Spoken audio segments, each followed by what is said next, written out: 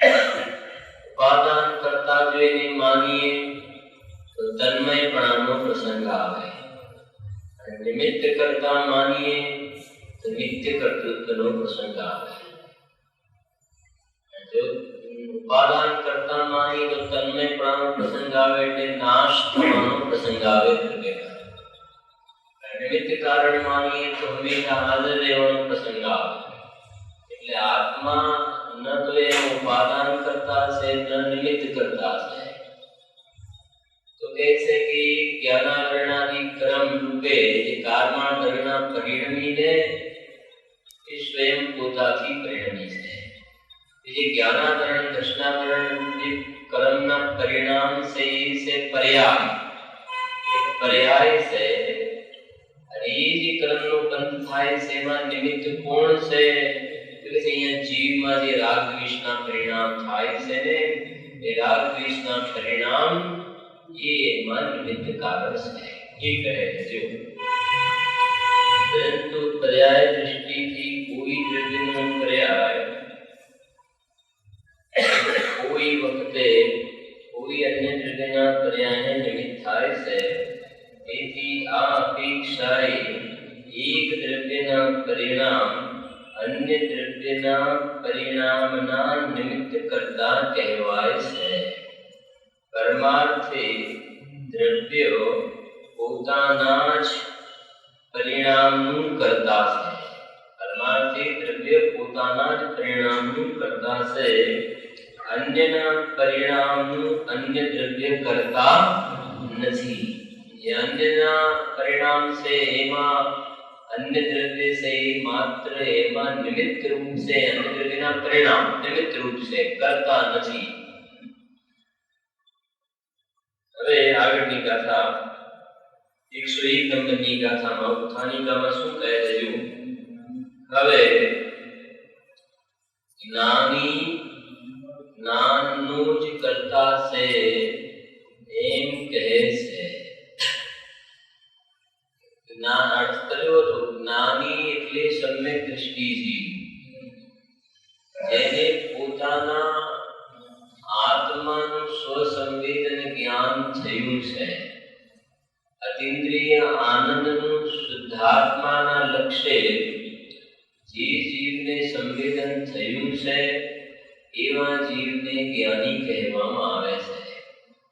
અહીંયા જ્ઞાનીનો અર્થ કોઈ શાસ્ત્રોનું વધારે જ્ઞાન હોય માટે જ્ઞાની, અને ના હોય તો અજ્ઞાની, એવો જ્ઞાની અજ્ઞાનીનો અર્થ નથી. એટલે શાસ્ત્રના જ્ઞાનની વાત કરીએ તો અભવ્ય જીવ છે કે જેનો ક્યારેય પણ મોક્ષ થવાનો નથી, એવા જીવને પણ શાસ્ત્રના તો 11 અને 9 પૂર્વનું શાસ્ત્રોનું એટલું જ્ઞાન જોવામાં આવે છે. પણ શાસ્ત્ર ભણવાનો ગુણ તો એ હતો કે અંદરમાં પોતાનું જે શુદ્ધાત્મા છે એમાં રમણતા કરવી. એ લખ્યું કે ઉભય ને વિરોધ ધ્વંસીની શ્યાત પ્રદાન કે જીન વચસી રમંતે સ્વયં માંત મોહા. જિનેન્દ્ર ભગવાનના વચનોમાં રમવું એનો અર્થ શું? જિનેન્દ્ર ભગવાનના વચનોમાં રમવું એનો અર્થ, જિનેન્દ્ર ભગવાનના વચનોમાં જે શુદ્ધાત્માની વાત આવી છે એ શુદ્ધાત્મામાં રમવું એનું નામ જિનેન્દ્ર ભગવાનના વચનોમાં રમવું છે. એ જિનેન્દ્ર ભગવાનના વચનોમાં જે રમે છે એને મિથ્યાત્વનું ગમન થતું જોવામાં આવે છે. એને મોહ રાગ દ્વેષ નથી રહેતા. તો એ કહે છે કે જ્ઞાની કહીને, હવે જ્ઞાની જ્ઞાનનું જ કરતા છે. જ્ઞાન એટલે શું? પછી જ્ઞાની જ્ઞાનનું જ કરતા છે. જ્ઞાની તો જેને આત્માનું જ્ઞાન થયું, અનુભવ થયો એ જ્ઞાની છે. અને જ્ઞાનનું જ કરતા એટલે શું? જ્ઞાન રૂપ પરિણામ તો બધાને જોવામાં આવે છે. બધાને જ્ઞાન દર્શનનો વ્યાપાર જોવામાં આવે છે ને. જ્ઞાનનો કર્તા એટલે શું કે આત્માના આશ્રય જે સમ્યક દર્શન જ્ઞાન ચારિત્રની જે શુદ્ધ પર્યાય પ્રગટ થઈ, જે નિર્મળ દશા પ્રગટ થઈ છે, એને જ્ઞાન કહેવામાં આવે છે. જ્ઞાન ગુણ નિર્મળ પરિણમન એને પણ જ્ઞાન કહે છે. શ્રદ્ધાનું પરિણમન, ચારિત્રનું પરિણમન એ બધાને અભેદથી શું કહેવામાં આવે છે? જ્ઞાન કહેવામાં આવે છે. તો જ્ઞાની જ્ઞાનનો કર્તા છે. એનો અર્થ એ છે કે સમ્યક દ્રષ્ટિ જ્ઞાની ધર્માત્મા છે ને, એ કોનો કર્તા છે? કે સમ્યક દર્શન જ્ઞાન ચારિત્રનો કર્તા છે. જાય છે સમજવી એક વાત. સમ્યક દર્શન જ્ઞાન ચારિત્રનો એટલે વિતરાગી પર્યાયનો કર્તા છે. એ સમ્યક દ્રષ્ટિ જીવને જે પર્યાયમાં રાગ જોવામાં આવે, પણ સંકિતી જીવે રાગ દ્વેષના પરિણામના કરતા નથી. પરદ્રવ્યનો કર્તાની વાત તો છે નહીં, પણ અહીંયા ચોખવટ એ કરે છે કે જ્ઞાની જ્ઞાનના કરતા છે. એનો મતલબ જ્ઞાની અજ્ઞાનના કરતા નથી. તો અજ્ઞાનના કરતા નથી એટલે જે પર્યાયમાં રાગ દ્વેષ આદિ વિભાવ થાય છે, એ કરવા યોગ્ય છે, એ મારું કર્તવ્ય છે, એ ધર્મનું કારણ છે, એવી ખોટી માન્યતા રૂપ પરિણામ સંકિતી જીવને જોવામાં આવતા નથી.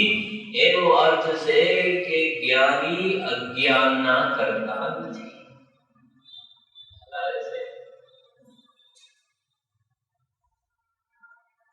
જો જે આત્મામાં શુભ ને અશુભ ભાવ થાય, રાગ દ્વેષના પરિણામ શુભ અશુભ ભાવ, એ શુભ ને અશુભ પરિણામ થાય, સમ્યક દ્રષ્ટિ જીવની પર્યાયમાં પણ જોવામાં આવે શુભ ને અશુભ. એ શુભ ને અશુભ ભાવ તો આંધળા છે, એ સ્વયં પોતે આંધળા છે, અંધ છે, આશ્રય તત્વ. અહીંયા અજ્ઞાન કોને કહેવું છે કે એ શુભ ને અશુભ ભાવ જે આંધળા છે, જેનામાં જાણવાનું સામર્થ્ય નથી, એ શુભ અશુભ ભાવને પોતાના માનવા, એ શુભ અશુભ ભાવને ભલા માનવા, જાણવા, એનું નામ અજ્ઞાન છે.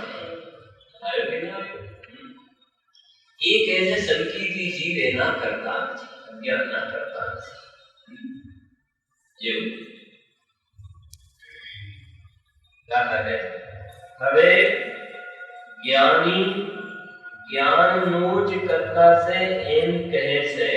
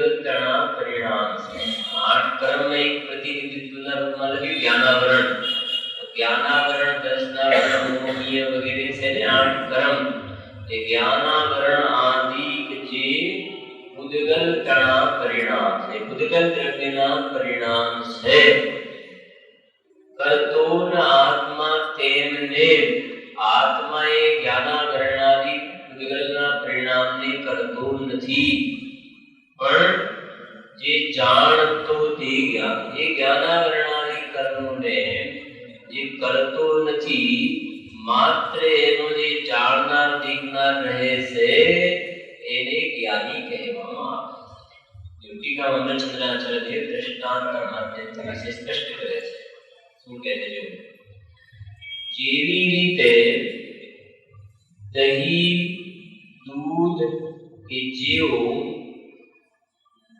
રસ વડે વ્યાપ્ત થઈને વેપારીને ઉપજતા गोरसना खाटा मीठा परिणाम से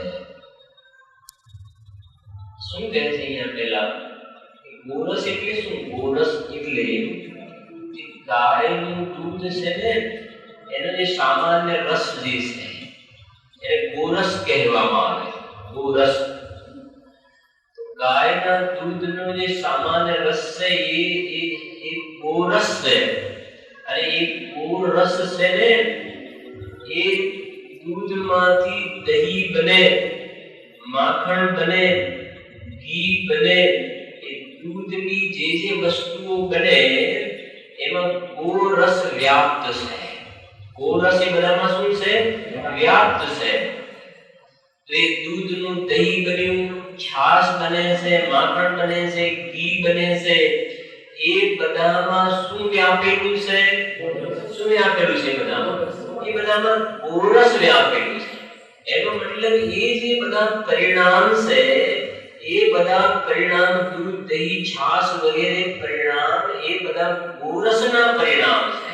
એ કહે છે જો પહેલા જેવી રીતે દહીં, દૂધ કે જેઓ ગોરસ વડે વ્યાપ્ત થઈને ઉપજતા, ગોરસ વડે વ્યાપ્ત થઈને, ગોરસ એ બધામાં ગોરસ વ્યાપેલું છે, વ્યાપ્ત થઈને ઉપજતા ગોરસના ખાટા મીઠા પરિણામ છે. દહીંનો સ્વાદ કેવો છે?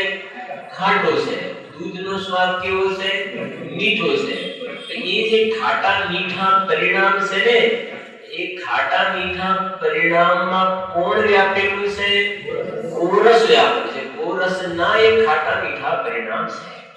હવે આગળ કહે છે કે કોના નથી? ગોરસના છે ને તો એ કોના પરિણામ નથી? જો તેમને ગોરસનો તટસ્થ જોનાર પુરુષ કરતો નથી.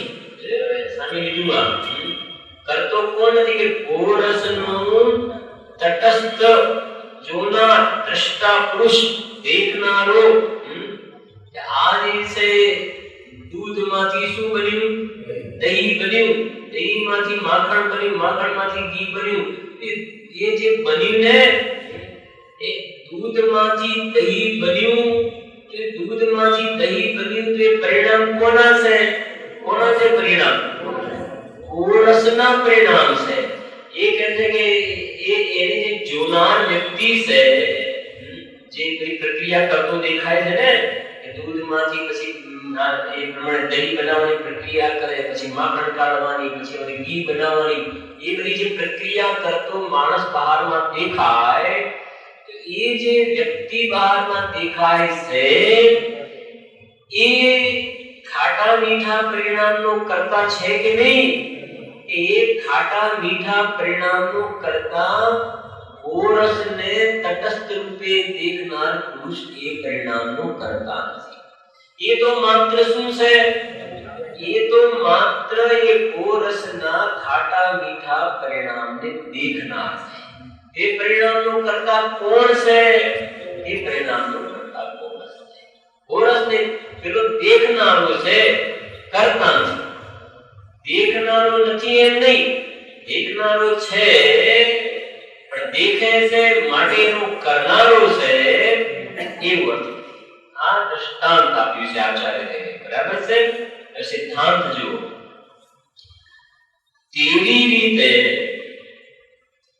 જ્ઞાનાવરણ ઇત્યાદિ, જેને ઇત્યાદિમાં આવી ગયા, દર્શનાવરણ, મોહની, અંતરાય, આયુ, નામ, ગોત્ર, વેદની એ બધા આવી ગયા કર્મ. એવી રીતે જ્ઞાનાવરણ ઇત્યાદિ કે જેઓ ખરેખર ઉદગલ દ્રવ્ય વડે વ્યાપ્ત થઈને, ઉપર શેના વડે વ્યાપ્ત થઈને? તો દ્રષ્ટાંતમાં ગોરસ વડે વ્યાપ્ત થઈને. બરાબર છે? બરાબર ગોઠવણી કરતા જ ઉપર દહીં દૂધ લીધા હતા, જે દહીં દૂધ કે જેવો ગોરસ વડે વ્યાપ્ત. અહીંયા દહીં દૂધની જગ્યાએ શું લીધું છે? જ્ઞાનાવરણ ક્રમ. બરાબર છે? અને દહીં દૂધ છે એ ગોરસ વડે વ્યાપ્ત હતા. જ્ઞાનાવરણ ઇત્યાદિ કે જેઓ ખરેખર તેના વડે ઉદગલ દ્રવ્ય વડે વ્યાપ્ત થઈને ઉપજતા ઉદગલ દ્રવ્યના પરિણામ છે. સીધો જવાબ છે કે નહીં? माने ज्ञानावरण दर्शनावरण लगे कर्म से एक कर्म में कोण व्यापेલું છે? कोण व्यापेલું છે? કે ઉદગલ દ્રવ્ય એમાં વ્યાપેલું છે. જેમ દહીં દૂધ છે એમાં કોરસ વ્યાપેલ છે, એવી રીતે આ જ્ઞાનાવરણાદી કર્મોમાં ઉદગલ દ્રવ્ય વ્યાપ્ત છે. જેઓ ખરેખર ઉદગલ દ્રવ્ય વડે વ્યાપ્ત થઈને ઉપજતા ઉદગલ દ્રવ્યના પરિણામ છે. જ્ઞાનાવરણાદી બધા કોના પરિણામ છે? ઉદગલ દ્રવ્યના પરિણામ. દ્રવ્યકરણની વાત ચાલે છે, અત્યારે ચાલે છે. ઉદગલ દ્રવ્યના તેમને કોણ નથી કરતો? તેમને જ્ઞાની કરતો નથી. હવે જો આગળ, પરંતુ જેવી રીતે કરતો નથી તો જ્ઞાની શું કરે છે પછી? પરંતુ જેવી રીતે તે કોરસનો જોનાર બને છે ને, એ દહીં દૂધ વગેરે ચીજ વસ્તુ બને છે એનો જોનારો છે ને, એ રીતે જ્ઞાનાવરણાદી કર્મ બંધાય એને જોનાર. પરંતુ જેવી રીતે તે કોરસનો જોનાર પોતાથી જોનારથી વ્યાપ્ત થઈને ઉપજતું જે કોરસ પરિણામનું દર્શન તેમાં વ્યાપીને માત્ર જુએ છે. હવે આ શું કહે છે? શું વાંચો કરી? પરંતુ જેવી રીતે તે કોરસનો જોનાર, કોરસનો કરનાર કે જોનાર?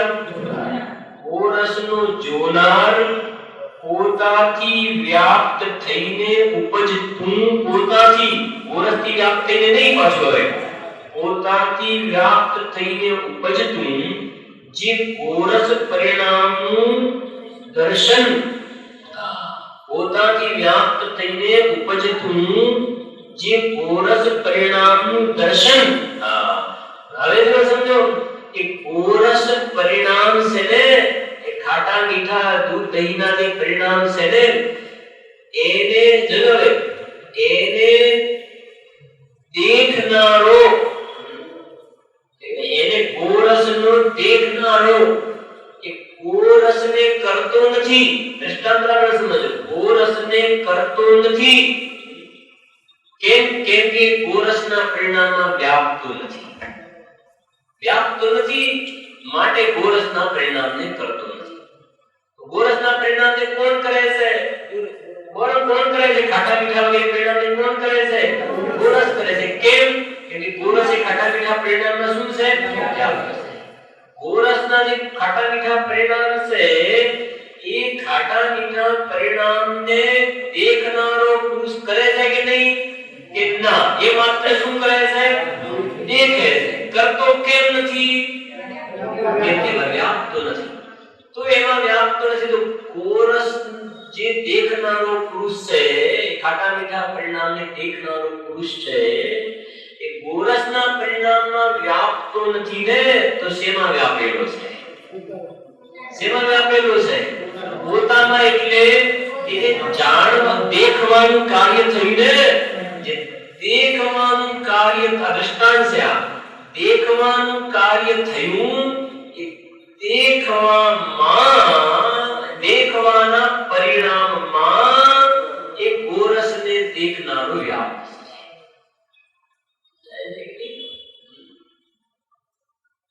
ગોરસના ખાટા મીઠા પરિણામમાં નથી વ્યાપ્ત હોય, વ્યાપ્ત નથી માટે કરતો નથી. તો એ શેમાં વ્યાપે છે? કે ગોરસને જોનાર જે પરિણામ છે ને, એ જોનારા પરિણામમાં એ દેખનારો વ્યાપ છે. જો પરંતુ જેવી રીતે તે ગોરસનો જોનાર પોતાથી વ્યાપ્ત થઈને ઉપજતું જે ગોરસ પરિણામનું દર્શન, પોતાથી વ્યાપ્ત થઈને ઉપજતું જે ગોરસ પરિણામનું દર્શન, એ પોતાના પરિણામ કયા થયા? પોતાના પરિણામ કયા થયા? ગોરસ પરિણામનું દર્શન એ પોતાના પરિણામ. ખ્યાલ આવે છે? ગોરસ પરિણામ એ કોના પરિણામ? એ તો ગોરસના પરિણામ છે. ખાટા મીઠા પરિણામ એ કોના પરિણામ? ગોરસના. અને ખાટા મીઠા પરિણામનું દર્શન એ કોના પરિણામ? દેખનારના પરિણામ. સમજાય છે કે જે તટસ્થ પુરુષ દેખનારો છે ને એના પરિણામ કયા? એના પરિણામ એ ગોરસને દેખવાના પરિણામ. ગોરસના જે ખાટા મીઠા પરિણામ થાય છે એને દેખવાના પરિણામ. એને દેખવાના પરિણામ. એમાં ગોરસને દેખનારો વ્યાપ્ત છે. એનો અર્થ એ થયો કે ગોરસનો દેખનારો કોનું કરતા છે? કોનું કરતા છે ગોરસને દેખનારો? કોને કરતા છે? કે ગોરસના ખાટા મીઠા પરિણામ છે એને દેખનારો પુરુષ શેનું કરતા છે? કે એને જે દેખવાના પરિણામ થયા ને એ દેખવાના પરિણામનું એ કરતા છે. કેમ કે એમાં એ વ્યાપે છે. બહારમાં જે દેખાય છે ને એનું એ કરતા નથી. કેમ કે એમાં વ્યાપતો નથી. બીજી રીતે તમને કહું એટલે એની જ વાત થઈ કે એક છે બે પ્રકારના પરિણામ સમજો. બે પ્રકારના પરિણામ. એક છે ગોરસ પરિણામ અને બીજું છે ગોરસ પરિણામના દર્શન રૂપ પરિણામ. એ થયા ને એક ગોરસ પરિણામ, એક ગોરસ પરિણામને દેખવાના પરિણામ. એ થયા ને ગોરસ પરિણામ એ તો દૂધ દહીં વગેરે ખાટા મીઠા પરિણામ છે, ગોરસ પરિણામ છે. અને બીજા ગોરસને કે ગોરસના જે પરિણામ છે ને એને દેખવાના પરિણામ. એને દેખવાના પરિણામ કોના છે? કે ગોરસને દેખવા વાળા વ્યક્તિના પરિણામ છે. એ ગોરસને દેખવા વાળો છે ને એ દેખવાના પરિણામમાં વ્યાપ્ત છે. એનો કરતા છે. ખાટા મીઠા પરિણામ તો કરતા છે. હવે જો આગળ જરા. પરંતુ જેવી રીતે તે ગોરસનું જોડાણ પોતાથી વ્યાપ્ત થઈને ઉપજતું જે ગોરસ પરિણામનું દર્શન તેમાં વ્યાપીને માત્ર જુએ છે તેવી રીતે જ્ઞાની એટલે સંકિતી ધર્મી જીવ પોતાથી એટલે જ્ઞાનીથી પોતાથી વ્યાપ્ત થઈને ઉપજતું ઉદ્ગત દ્રવ્ય પરિણામ જેનું નિમિત્ત છે એવું જે જ્ઞાન તેમાં વ્યાપીને માત્ર જાણે છે. સમજાય છે? જો આપણે કાલે વાત આવી, બે દિવસ પહેલા પણ વાત આવી અને ઘણી ચર્ચા પણ કરી આપણે એની કે ભૂટેશ્રીએ વારંવાર જ્ઞાનની વાત કરતી વખતે કહ્યું ને કે સમ્યક દૃષ્ટિ જીવ છે ને સમ્યક દૃષ્ટિ જીવ એ કે છે કે રાગ થાય કે ન થાય, એનો રાગ કર્મ બંધનમાં નિમિત્ત છે કે નહીં. સ્વામીજીએ ખુલાસો કર્યો સંકીર્તિનો રાગ છે ને સંકીર્તિનો રાગ એ સંકીર્તિના જ્ઞાનમાં નિમિત્ત છે. રાગ થયો એની સમય રાગનું જ્ઞાન થયું કે ના થયું? અને કર્મનો બંધ થયો એ કર્મ બંધનું પણ સમય દૃષ્ટિને જ્ઞાન થયું ને. તો જ્ઞાન થયું એ તો પોતાના ઉપાદાનથી થયું અને એમાં નિમિત્ત કોણ છે? કે જે રાગ થયો એ અને બહારમાં કર્મનો બંધ થયો એ સંકીર્તિના જ્ઞાનમાં નિમિત્ત છે. એ વાત અહીંયા કરીએ એની શબ્દ વાપરે શેમાં નિમિત્ત જો વાંચો ફરી કે તેવી રીતે જ્ઞાની પોતાથી વ્યાપ્ત થઈને ઉપજતું ઉદ્ગત દ્રવ્ય પરિણામ જેનું નિમિત્ત છે એવું જે જ્ઞાન અરે તમે એને આ રીતે સમજો. જો તેવી રીતે જ્ઞાની પોતાથી વ્યાપ્ત થઈને ઉપજતું પછી છોડી દો એ પૂરી એબિલિટી છોડી દો અને સીધું જ્ઞાન જોડો પૂજગલ દ્રવ્ય પરિણામ નિમિત્ત છે એવું છોડી દો અને જ્ઞાની પોતાથી વ્યાપ્ત થઈને ઉપજતું જે જ્ઞાન તેમાં વ્યાપીને માત્ર જાણે અને પછી પૂજગલ દ્રવ્ય પરિણામ જેનું નિમિત્ત છે એવું જે જ્ઞાન સરળ છે અઘરું છે નહીં આમાં કે સીધી વાત શું કહેવામાં આવે છે આચાર્ય દેવ કે જીવને એ જે બહારમાં જ્ઞાનાવરણાદી કર્મનો જે બંધ થયો બરાબર સમજો ધ્યાનથી જ્ઞાનાવરણાદી કર્મનો બંધ થયો એ જ્ઞાનાવરણાદી કર્મનો બંધ થયો એ જ્ઞાનાવરણાદી કર્મનો બંધ એ કોના પરિણામ છે પૂજગલના પરિણામ છે કે કર્મ પૂજગલની રચના છે દ્રવ્ય કર્મ એ જ્ઞાનાવરણાદી કર્મનો બંધ થયો એ પૂજગલના પરિણામ છે કેમ પૂજગલના પરિણામ છે કેમ કે જ્ઞાનાવરણાદી કર્મમાં પૂજગલ દ્રવ્ય વ્યાપેલું છે માટે પૂજગલ દ્રવ્યના પરિણામ આત્મા એનો કરતા જ્ઞાની એનો કરતા નથી જ્ઞાની એ જ્ઞાનાવરણાદી કર્મનો કરતા નથી કે કોણ કરતા છે કે પૂજગલ દ્રવ્યના પરિણામ છે એનો કરતા તો કે છે કે હવે જો કે જ્ઞાની કોનો કરતા છે હવે જો જ્ઞાની કોનો કરતા છે તો એ કહે છે કે જે જ્ઞાનાવરણાદી કર્મ બંધાયા ને ये ज्ञानावरणादि के कर्म बंधाया तो सम्यक दृष्टि जीव ने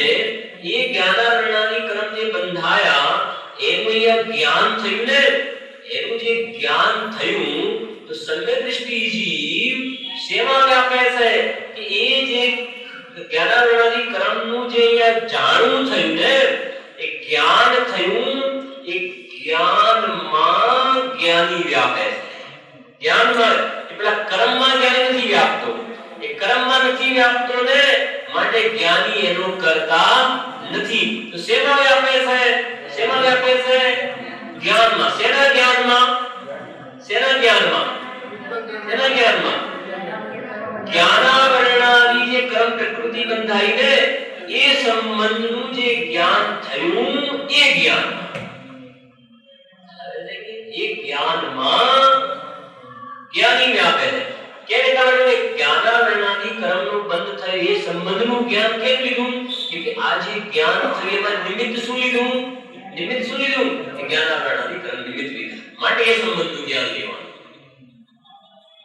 એ સંબંધનું જ્ઞાન શા માટે લીધું શા માટે જ્ઞાન લીધું કે જેમ કહ્યું ને જે સમજો જે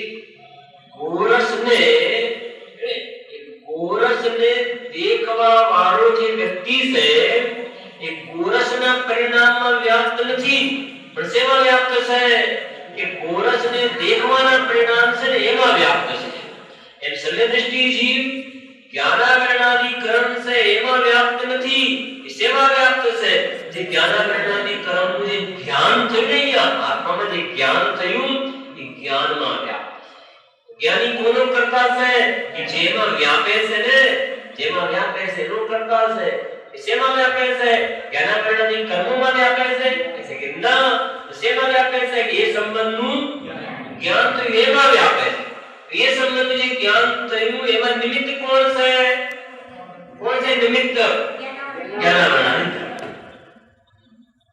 जे ज्ञान में ज्ञानावरणादि कर्म निमित्त बने से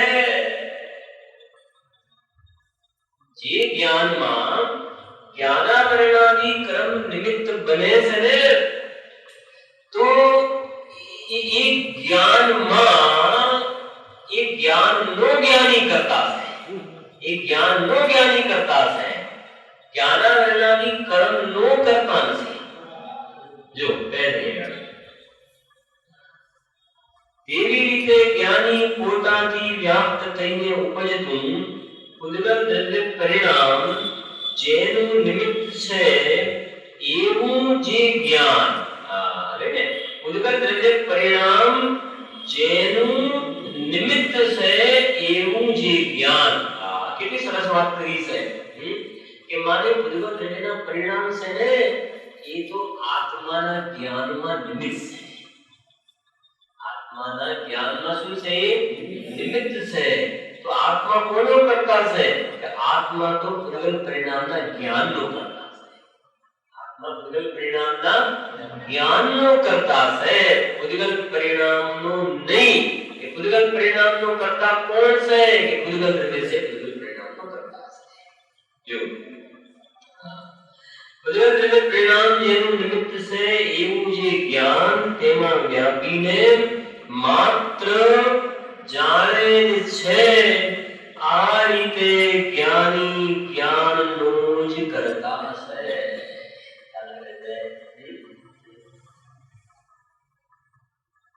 ગાથા બતાવે જ્ઞાની જ્ઞાનનો કરતા કઈ રીતે, તો ખ્યાલ તો આવવો જોઈએ. જ્ઞાની જ્ઞાનનો કરતા એટલે શું? એ સંબંધને જાણવું થયું, એ જાણવાનું પરિણામ થયું, એને પોતાનું માને છે, એને પોતાનું કરતા માને છે, એનું નામ છે જ્ઞાની જ્ઞાનનો કરતા. વળી સમજો બહુ સરસ ટેલિગ્રાફ આવે છે. તમને એક પ્રશ્ન થવો જોઈએ અહીંયા, થયો હોય કે નહીં મને ખબર નથી, કે અહીંયા જ્ઞાનાવરણ દર્શનાવરણ કર્મ લીધા ને રાગ દ્વેષ તો કયું નહીં, રાગ દ્વેષ તો કયું નહીં, ખ્યાલ આવે છે નહીં. જ્ઞાનાવરણાદી કર્મનું કરતા નથી એ તો કયું. આમ તો એક વાત એ પણ છે ને કે જ્ઞાનાવરણાદી કર્મોનું કરતા વજ્ઞાની પણ નથી. રાગ દ્વેષ ની કે જ્ઞાની જ્ઞાનનો કરતા કયો, તો પછી જ્ઞાની સમજો જ્ઞાનીને જ્ઞાનનો કરતા કયો અને જ્ઞાનાવરણાદી કર્મોનું કરતા ન કયો. રાગ દ્વેષ નું શું પછી? રાગ દ્વેષ નું કરતા કર્યો કે નહીં? હું તો આને અંદર દુખે દ્વેષ છે પેટમાં, હું કેનો ખુલાસો કરો ને. હા તો અમૃતચંદ્રાચાર્ય ખુલાસો કરે છે કે જેવી રીતે જ્ઞાનાવરણાદી કર્મનો જ્ઞાની કરતા નથી ને જ્ઞાતા છે ને, એવી રીતે રાગ દ્વેષ આદિ વિકારી ભાવનો પણ કરતા નથી. રાગ દ્વેષ આદિ વિકારી ભાવનો પણ જ્ઞાતા છે. એનું નામ છે જ્ઞાની જ્ઞાનનો કરતા. જ્ઞાની જ્ઞાનનો કરતા કહ્યું ને એટલે સીધી વાત સમજવી કે જેમાં જેમાં જ્ઞાન નથી ને, જેમાં જેમાં જ્ઞાન નથી ને જ્ઞાની એનો કરતા નથી. આઠ કર્મના જ્ઞાન હોય ના હોય ને, આ પાંચ ઇન્દ્રિયોમાં જ્ઞાન હોય તો એનો પણ આત્મા જ્ઞાની એનો કરતા નથી. આઠ કર્મનો કરતા નથી. મોહ રાગ દ્વેષ રૂપ વિકારી પરિણામ એમાં જ્ઞાન હોય, એમાં જ્ઞાન હોય, જાણવાનું ધર્મ એનામાં હોય ના હોય તો જ્ઞાની એને જેનામાં જ્ઞાન ના હોય ને જ્ઞાની એનો કરતા નથી. સીધી વાત છે આ. એ જ્ઞાની જ્ઞાનનો કરતા કર્યો એટલે અજ્ઞાન તમે શોધો. એ અજ્ઞાન શું શું છે સબ્જેક્ટ તમારો છે. સીધી વાત જ્ઞાની જ્ઞાનનો કરતા છે. જીવો જરા સમજો ભાઈ, બહુ સરસ ગાથા છે.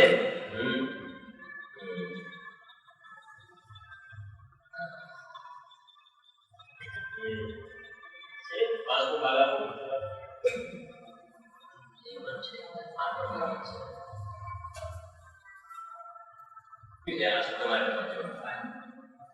આનું છે 128 પાનું. એમાં પેરેગ્રાફ છે મોટો. એમાં માત્ર એક લાઈન બતાવી છે. નોટિસ એ જે કહ્યું છે કે આવો આ 101 ની ગાથામાં જ્ઞાનાનંદનો દરિયો છાડ્યો છે. આને એમ લાગે કે શું બોલ કરો છો તમે? ગોરસ ને શું છે? હા વ્યાપે છે નથી વ્યાપે નથી વ્યાપે ને વ્યાપે જે કેવું એ કોને બધા પણ બોલે ને તમે જો વ્યાપો પોતે નહીં વાંધો નથી, ના વ્યાપે કો તો વાંધો નથી. ખ્યાલ આવે કે ના એ કર્મમાં વ્યાપે કો તો અમારે કઈ વાંધો નથી, કર્મમાં ન વ્યાપે એમ કો તો અમને કઈ વાંધો નથી. તમે ધીમે ધીમે પૂરું કરો ને બધા માણસને જલ્દી. હા અને જ્ઞાની પુરુષોને જો અંદરમાં કેવું ઉમંગ છે. એ કહે છે કે આ 101 નંબરની ગાથામાં જ્ઞાન અને આનંદનો દરિયો ઉછાળે છે. વિચાર તો કરો. लेकिन भाई यहाँ तो भगवान ना लॉजिक અને કાયદા છે. આ સમજ્યા વગર ધર્મ નહીં થાય. એ તકલીફ છે. જો સાંભળો જરા. વળી એવી જ રીતે જ્ઞાનાવરણ પદ પલટીને જ્ઞાનાવરણ પદ પલટીને કર્મ સૂત્ર કર્મનું એટલે કર્મની ગાથાનું વિભાગ પાડીને કથન કરવાથી દર્શનાવરણ, વેદનીય, મોહનીય, આયુ, નામ, ગોત્ર અને અંતરાયના 7 સૂત્રો તથા એમની સાથે મોહ, રાગ, દ્વેષ, ક્રોધ, માન, માયા, લોભ, નો કર્મ, મન, વચન, કાય, શ્રોત્ર, ચક્ષુ, ગ્રાણ, રસન અને સ્પર્શના 16 સૂત્ર વ્યાખ્યાન રૂપ કરવા અને આ ઉપદેશથી બીજા પણ વિચાર. આનું નામ છે જ્ઞાનામૃત દરિયો ઉછાળ્યો છે. એટલે છે કે નહીં હવે આચાર્ય દેવે આ એક પેરેગ્રાફ જ્ઞાનાવરણ માટે આપ્યું. એવા કેટલા પેરેગ્રાફ બન્યા? કેટલા બનશે બોલો હવે? આ એક જ્ઞાનાવરણનો બનાવે ને, એક દર્શનાવરણનો બને, એક મોહનીય, એક અંતરાયનો, આયુનો, નામ, ગોત્ર, વેદનીય, મોહ, રાગ, દ્વેષ, સ્પર્શન, રચના, જ્ઞાન, ચક્ષુ એ પ્રમાણે જે છે એ બધાના એક એક એ પ્રમાણે બનાવી વિચાર એ કહેવા માંગે સાહેબ. પહેલા નંબરમાં તો એ કહ્યું એમને કે આ જ્ઞાનાવરણાની ક્રમ છે કોના પરિણામ છે? ઉદ્ગલ દ્રવ્યના પરિણામ છે. એમાં કેટલું નીકળે છે? જ્ઞાનાવરણાની ક્રમ ઉદ્ગલ દ્રવ્યના પરિણામ છે ને. એ કહે છે ઉદ્ગલ દ્રવ્યના પરિણામ છે તો એ આત્માના જ્ઞાનને રોકે વાત પણ પછી ક્યાં રહી? એ ઉદ્ગલ દ્રવ્યના પરિણામ છે. આત્મા તો અહીંયા જ્ઞાનની વાત કરે ને, આત્મા તો એ જ્ઞાનાવરણના પરિણામને શું કરનાર છે? માત્ર જોનાર છે. કાલે રાખજો તો એક પ્રવચન નગર 5 નો ભાગ પણ સાથે રાખજો ને, એટલે થોડું બતાવી છે એમાંથી પણ લેટર રાખજો. પછી શું કહે છે? જ્ઞાનાવરણ પછી છે દર્શનાવરણ. 8 ક્રમ છે ને, 4 ઘાતી ક્રમ. જ્ઞાનાવરણ, દર્શનાવરણ, મોહની, અંતરાય 4 ઘાતી ક્રમ છે. તો દર્શનાવરણના પણ ધ્યેય લઈ લેવા. ચક્ષુ દર્શન, અચક્ષુ દર્શન, અવધિ દર્શન, કેવલ દર્શન. દર્શન ઉપયોગ આવે છે ને. કોને કહેવાય દર્શન? દર્શન કોને કહેવાય? જેમાં પદાર્થોનો સામાન્ય પ્રતિભાસ થાય એને શું કહેવાય? દર્શન. દર્શનના અર્થ અલગ અલગ આવે છે. દર્શનના અર્થ અલગ અલગ છે. જો સમ્યક દર્શન અને અનંત દર્શન બે છે ને. ભગવાનને અનંત દર્શન, અનંત જ્ઞાન, અનંત સુખ, અનંત વીર્ય પ્રગટ્યા. અનંત ચતુષ્ટય છે ને ભગવાનને, બરાબર છે? તો એ વાત છે અહીંયા કે જે સમ્યક દર્શન એ કયા ગુણની પર્યાય છે અને અનંત કયા ગુણની પર્યાય છે? સમ્યક દર્શન કયા ગુણની પર્યાય છે? અનંત દર્શન કયા ગુણની પર્યાય છે? અનંત દર્શન કયા ગુણની પર્યાય છે? કયા ગુણની પર્યાય છે અનંત દર્શન?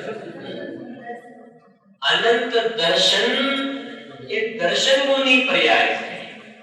આત્મામાં જે જ્ઞાન નામનો એક ગુણ છે, એ દર્શન નામનો ગુણ છે. સમજાય છે કે નહીં?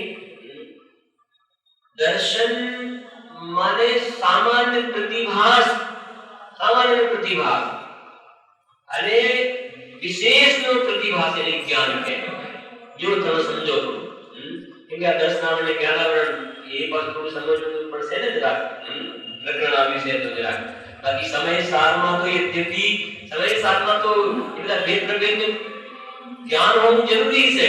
પછી એનાથી આત્મા જુદો છે પછીની વાત છે. પણ એ ના જાણે તો પછી એનાથી આત્મા જુદો છે એનો મતલબ શું છે? પછી દર્શન માને સામાન્ય પ્રતિભાસ. જેમ કે દૂરથી કોઈ વ્યક્તિ આવે છે, હવે આપણને ખાલી એટલું ખ્યાલ કે કોઈક છે, બસ કોણ છે કઈ ખબર ના પડી, તો એને સામાન્ય પ્રતિભાસ, એ દર્શન ઉપયોગ. પછી ખ્યાલ આવ્યો કે મનુષ્ય છે, એ જ્ઞાનનું કામ ચાલુ છે. દર્શન ઉપયોગ પછી જ્ઞાન ઉપયોગ થાય. આ બિલકુલ ફટાફટ થાય છે અંદરમાં. દર્શન ઉપયોગમાં કઈ છે એવો ખ્યાલ આવે અને પછી તરત શું ખ્યાલ આવ્યો? મનુષ્ય છે. એ જ્ઞાનના મતિ જ્ઞાન ચાલુ થયું, મતિ જ્ઞાન. અને મતિ જ્ઞાનના પહેલા 4 ભેદ છે. અવગ્રહ થાય, ઈહા, પછી અવાય અને પછી ધારણા. અવગ્રહ, ઈહા, અવાય અને ધારણા. તો ખબર પડી કે આ મનુષ્ય છે, એ તો અવગ્રહ થયો. પછી ખબર પડી કે આ તો ભાઈ પુરુષોત્તમ છે. એ અવગ્રહ પછી શું થયું? ઈહા. પહેલા મનુષ્ય છે, પછી ખબર પડી કે પુરુષોત્તમ છે, અવગ્રહની જગ્યાએ ઈહા. અને પછી અરે આ તો પુરુષોત્તમ જ છે, બીજું કોઈ નથી. એ શું થયું? અવાય, દ્રઢતા. એટલે દ્રઢતા. અરે એ પુરુષોત્તમનું જે જ્ઞાન થયું ને, એ અમુક સમય સુધી વિસ્મરણ ન થાય, ભૂલાય નહીં, એને ધારણા કહેવામાં આવે. ખ્યાલ આવે છે? આ મતિ જ્ઞાનનો ક્રમનો ભેદ છે આ પ્રમાણે. પહેલા શું થાય? સામાન્ય પ્રતિભા કંઈક છે. જેને એ મંદિરમાં આપણે પેલી યાત્રામાં ગયા એ કંઈક ખ્યાલ આવ્યો કે કંઈક છે તો ખરું દેખાય છે, તે દર્શન. અને પછી જ્યાં ખ્યાલ આવ્યો કે પ્રતિમા જેવું કંઈક દેખાય છે, તો એ અવગ્રહ. પછી મહાવીર ભગવાનની પ્રતિમા ઈહા, મહાવીર ભગવાનની જ છે, બીજા એ અવાય. અને પછી યાદ રહી જાય કે આ જગ્યાએ આ ભગવાન, આ મંદિરમાં ભગવાન છે, ખડગાસન છે કે પદ્માસન. ધારણા ખ્યાલ આવે છે? એ બધું જ્ઞાનના ભેદમાં ગયું. તો પહેલા દર્શન ઉપયોગ અને પછી જ્ઞાન ઉપયોગ થાય. બરાબર છે? એમાં દર્શન ઉપયોગના પણ ભેદ છે ને. ચક્ષુ દર્શન, અચક્ષુ દર્શન, અવધિ દર્શન ને કેવળ દર્શન. ચક્ષુ દર્શન એટલે શું? ચક્ષુ દર્શન એટલે જે ચક્ષુ ઇન્દ્રિય દ્વારા જે જ્ઞાન થાય ને, એના પહેલા જે સામાન્ય પ્રતિભાસ થાય એને ચક્ષુ દર્શન કહેવામાં આવે. અને આ ચક્ષુ દર્શન કોને કહેવાય? ચક્ષુ દર્શન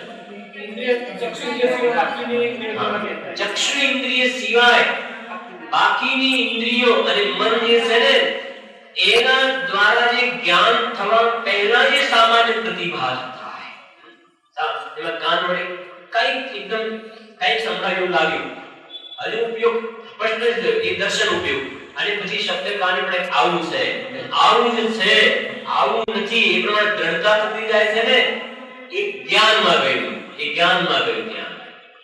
તો ચક્ષુ ઇન્દ્રિય સિવાય બાકીની ઇન્દ્રિયો દ્વારા જે સામાન્ય પ્રતિભાસ થાય છે જ્ઞાનના પહેલા, એને અચક્ષુ દર્શન કહેવામાં આવે. એ પ્રમાણે અવધિ દર્શન, અવધિ જ્ઞાન થવા પહેલા સામાન્ય પ્રતિભાસ થાય, એને અવધિ દર્શન કહેવામાં આવે.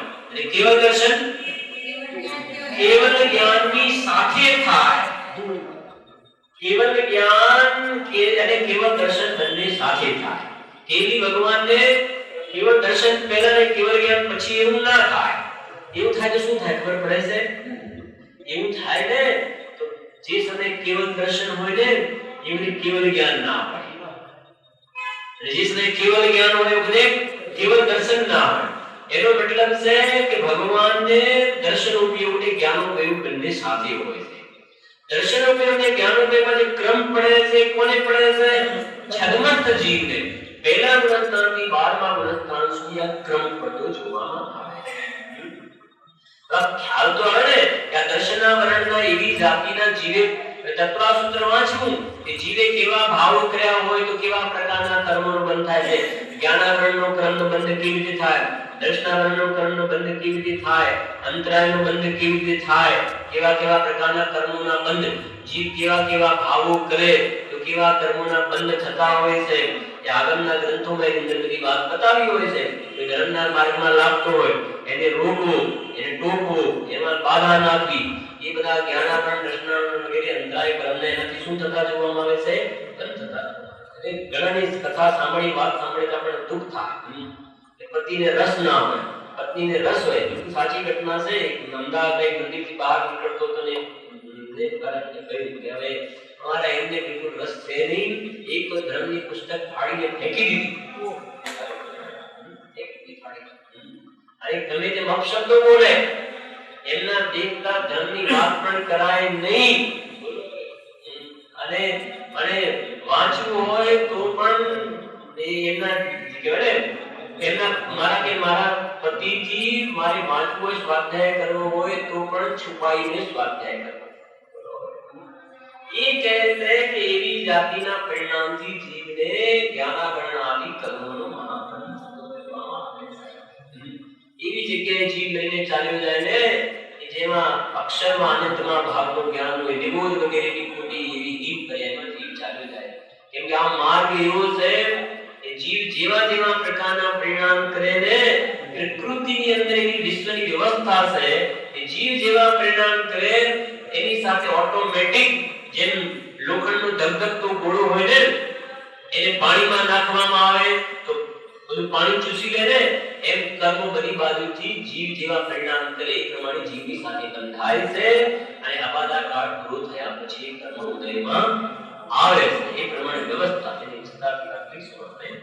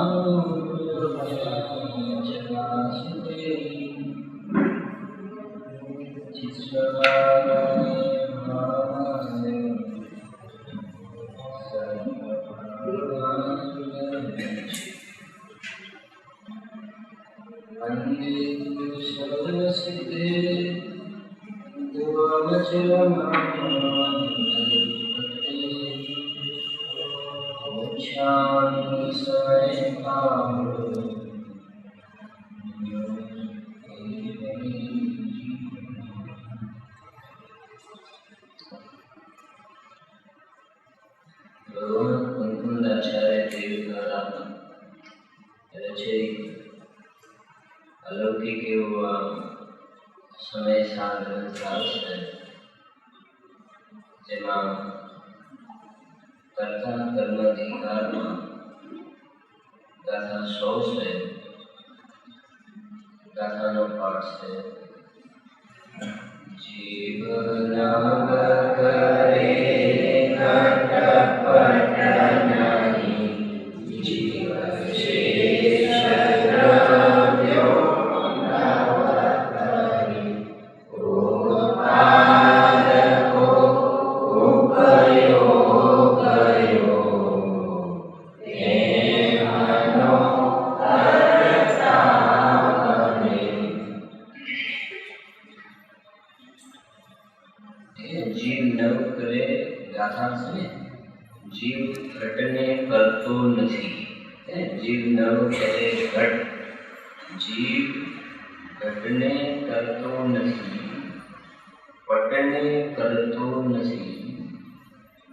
બાકીના કોઈ દ્રવ્યોને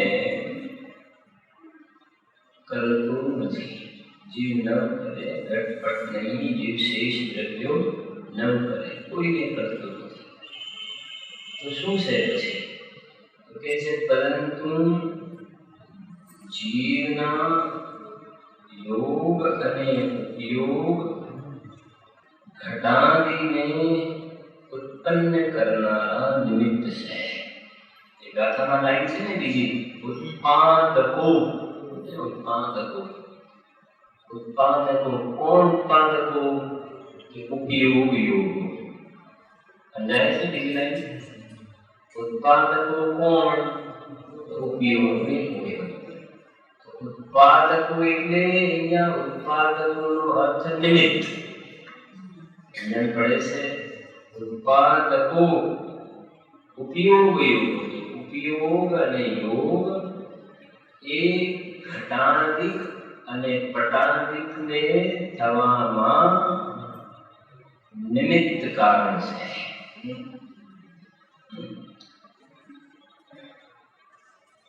જીવ એનું કરતા નથી. ગાથામાં છે ને આ વાત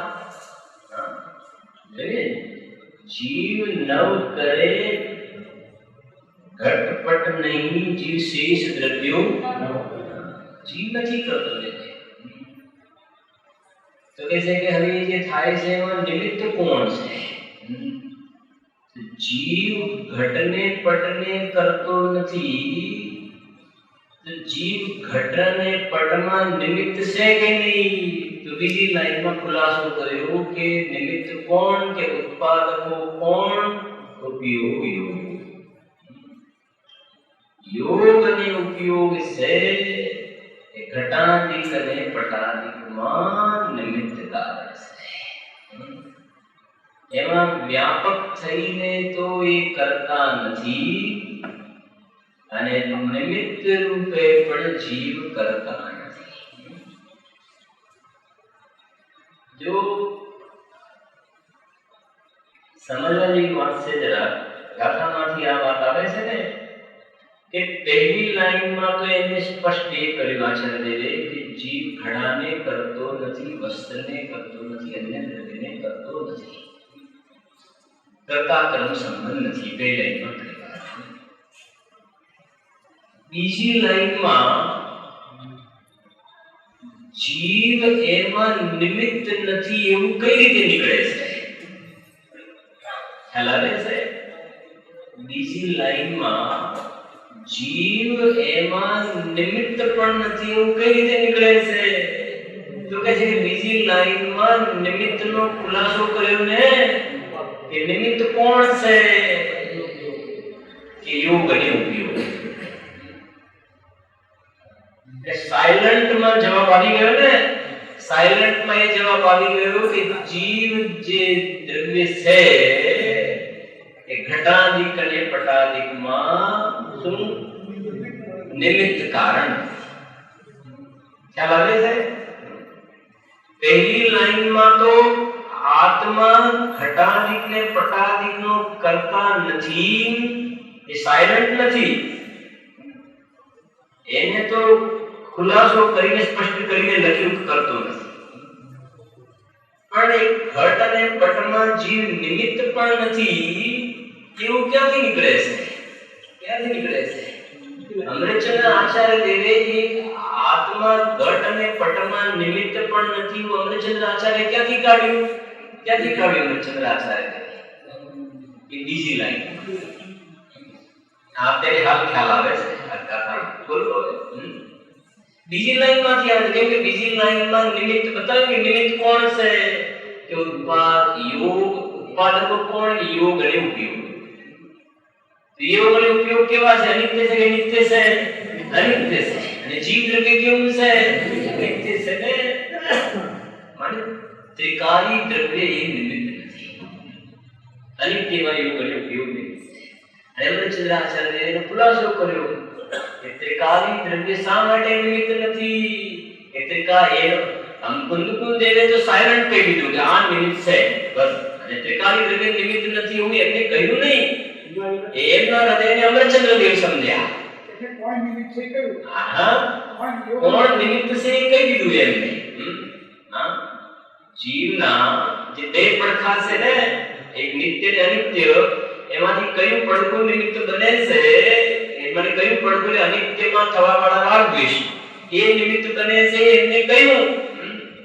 કોણ નથી એ ના કહ્યું. અમરચંદ્ર દેવે ખુલાસો કર્યો કે આ ત્રિકાલી જે દ્રવ્ય છે, જે નિત્ય રહેવા વાળો અંશ છે વસ્તુનો, એ જીવ દ્રવ્યનો નિત્ય રહેવા વાળો અંશ છે, એ ઘટાદિક અને પટાદિકમાં નિમિત્ત કારણ પણ નથી. અને ખુલાસો કરે ન્યાયથી કે જો એને તમે નિમિત્ત કારણ માનો તો નિત્ય કર્તૃત્વનો પ્રસંગ આવે, હંમેશા એને હાજર રહેવાનો પ્રસંગ આવે. સમજાય છે? તો ઉત્પાદકોનો બીજી લાઈન છે, ઉત્પાદકોનો અર્થ નીચે ગાથાર્થમાં કર્યો. ઉત્પાદકો ઉપયોગ યોગનો જો લખ્યું ને ગાથાર્થમાં, પરંતુ જીવના ત્રીજી લાઈન છે ને, પરંતુ જીવના યોગ અને ઉપયોગ, પછી કૌંસમાં શું છે? ઉત્પાદકો શબ્દ પડે છે ને, ઉત્પાદકો. તો જીવના યોગ અને ઉપયોગ, ઉત્પાદકો એટલે ઘટાડીને ઉત્પન્ન કરનારા નિમિત્ત છે. અને અમૃતચંદ્ર દેવે બહુ ગુજરો કે જે નિત્ય અંશ છે એ તો નિમિત્ત નથી, પણ અનિત્ય એવા યોગ અને ઉપયોગ નિમિત્ત છે એ કહ્યું. સાથે અમૃતચંદ્ર દેવે એ પણ કહ્યું કે અજ્ઞાનીના યોગ અને ઉપયોગ પણ કોના? કે જે યોગ અને ઉપયોગનો કર્તા બને છે ને, એના યોગ અને ઉપયોગ ઘટાડીને પટાડીમાં નિમિત્ત છે. એ જ્ઞાની તો યોગને ઉપયોગનો કરતા નથી. હા આ એ જ્ઞાતા છે.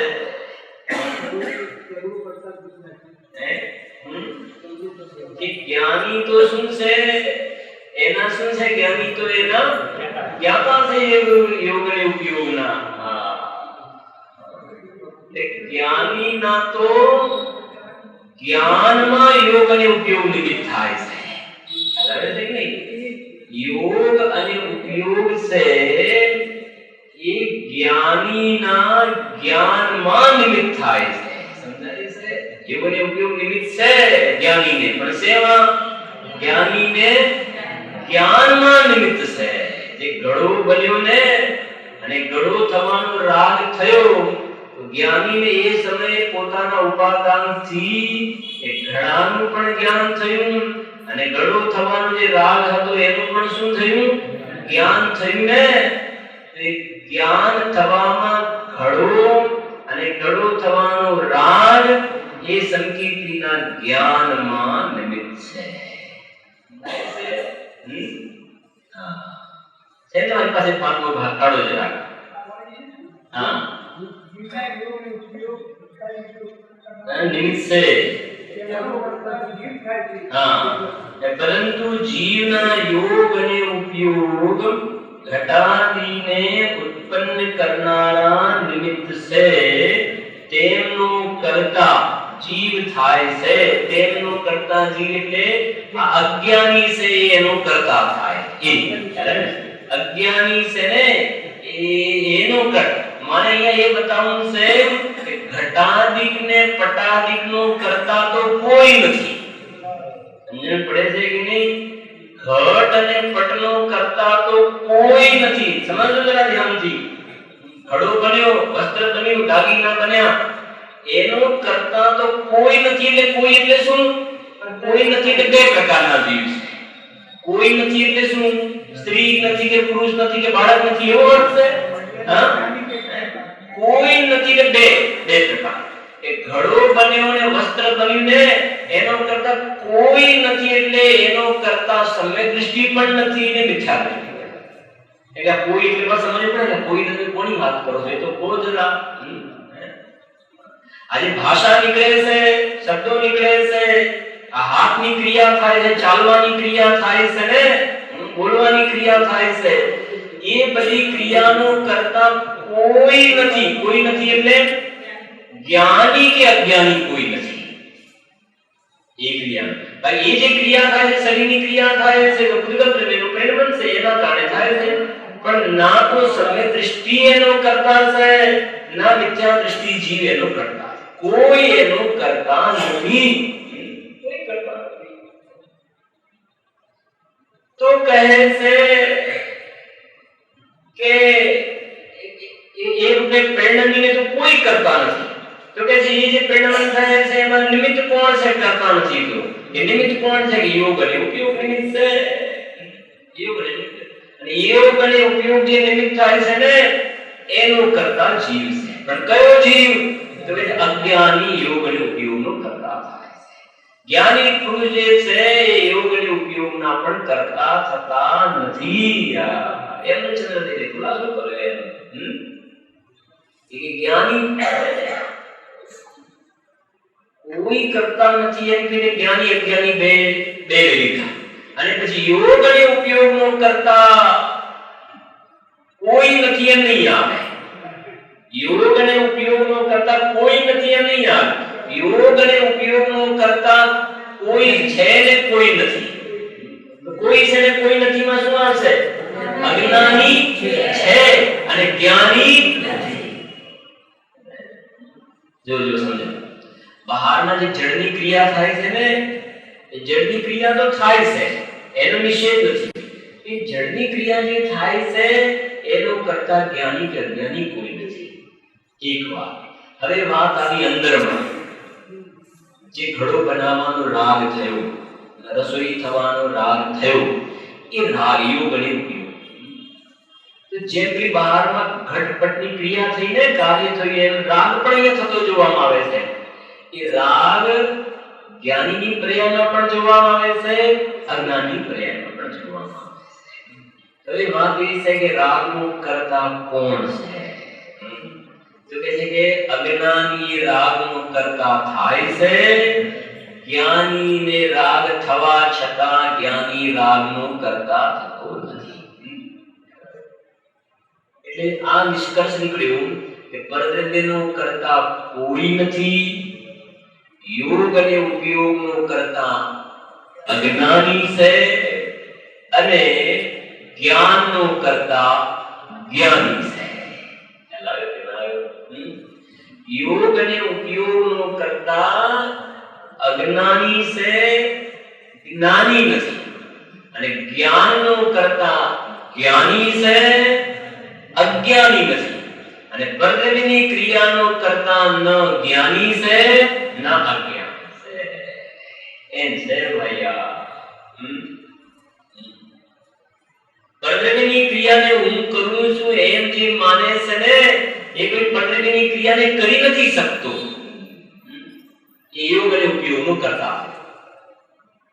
અને જે અભિપ્રાયમાં પરદ્રવ્યની ક્રિયાનો પોતાને કરતા માનતો નથી ને, અને હજુ સાધક દશામાં ઉભો છે, તો રાગ આવે છે, તો કહે છે કે રાગના પણ કરતા નથી ને પરદ્રવ્યની ક્રિયાના પણ કરતા થતા નથી. એ જાણે છે કે આ પરદ્રવ્યની ક્રિયા છે અજીવ તત્વ છે. રાગાની પરિણામ થાય છે કયું તત્વ છે? આશ્રય તત્વ છે. એ આશ્રય તત્વ મારાથી ભિન્ન છે. ખ્યાલ આવે છે કે નહીં? અને કાલે કે પરમ કીધું ને જે જ્ઞાનની પર્યાય છે ને, જ્ઞાનનો કરતા સંકેતીને કહ્યું એ પણ એક પ્રકારથી ઉપચાર છે. એ તો રાગનો કરતા નથી એ બતાવવા માટે જ્ઞાનનો કરતા કહ્યો છે. રાગનો કરતા એ બતાવવા માટે એને જ્ઞાનનો કરતા કહ્યો. બાકી તો સંકેતી જ્ઞાનનો કરતા પણ ક્યાં છે? એ તો અકર્તા અખંડિત ક્રિયા છે. એને કરતા અકર્તાને કરતા કહેવું એ પણ ઉપચાર છે. એમ છે. જો દરેક વાતને બરાબર સમજવી જોઈએ.